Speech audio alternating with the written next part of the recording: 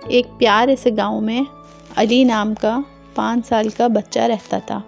ایک صبح علی نے دیکھا کہ اس کے گھر کے باہر ایک چھوٹا سا جگنو چمک رہا ہے۔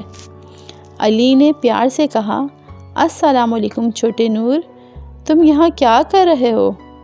جگنو مسکرایا اور ہلکا سا چمکا۔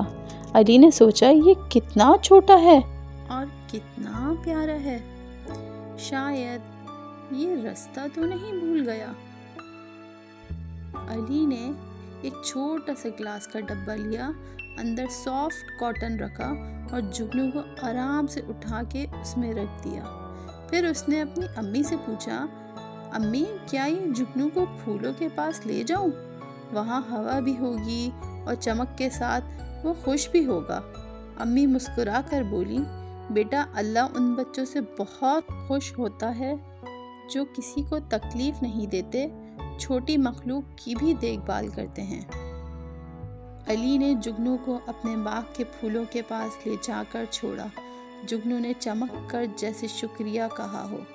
علی کا دل اتنا ہلکا اور خوش ہو گیا کہ اس نے دعا کی، یا اللہ مجھے ہمیشہ پیار سے رہنا سکھانا۔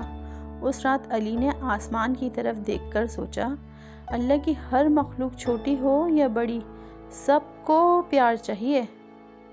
اس سے ہمیں پیارے بچوں کیا سبق ملتا ہے؟